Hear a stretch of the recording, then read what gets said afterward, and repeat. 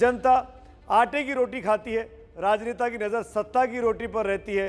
चुनाव प्रचार का दौर शुरू हो चुका है और इस कड़ी में कांग्रेस के पूर्व अध्यक्ष राहुल गांधी पुडुचेरी पहुंचे। वहां लोगों को लुभाने के चक्कर में वो कुछ ऐसा कह गए कि बीजेपी को चुटकी लेने का एक और मौका मिल गया। वैसे पुडुचेरी में राहुल के पहुंचने से पहले ही एक धमाका कांग्रेस विधायकों ने कर दिया। अब तक 4 विधायक पार्टी छोड़कर जा चुके हैं।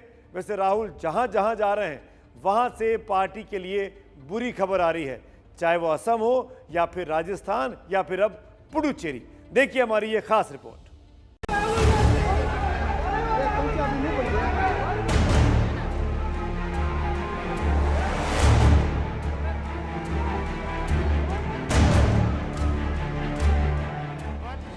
कांग्रेस नेता राहुल गांधी पुडुचेरी पहुंचे तो थे अपनी पार्टी का चुनाव प्रचार करने के लिए। मछुआरों के साथ उनकी मुलाकात का एक बड़ा कार्यक्रम यहां रखा गया था। To the sea, which is a dangerous place without protection. हमेशा की तरह राहुल के निशाने पर मोदी सरकार थी। किसान आंदोलन से शुरू हुई बात मछुआरों पर आई। राहुल जोश में थे और जोश जोश में वो फिर तथ्यों से खिलवाड़ कर बैठे। किसान जो देश की रीढ़ हैं, उसके खिलाफ सरकार ने 3 बिल पास किए।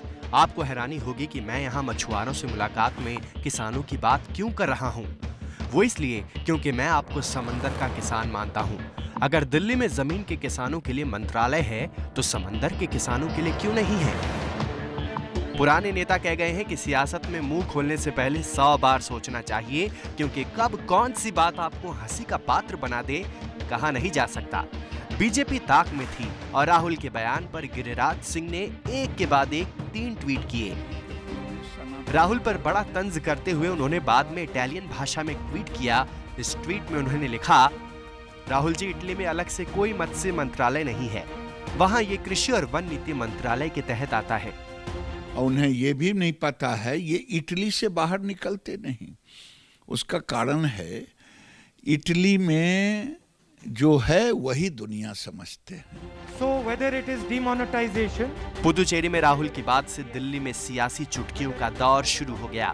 वैसे भी राहुल गांधी का टाइम इस वक्त ठीक नहीं चल रहा है।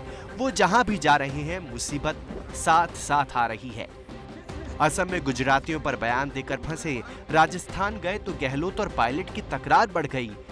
पुडुचेरी में तो आने से पहले ही वहां की कांग्रेस सरकार संकट में आ गई और अब एक बार फिर उनके इस बयान ने बीजेपी को उन पर तंज करने का मौका दे दिया है।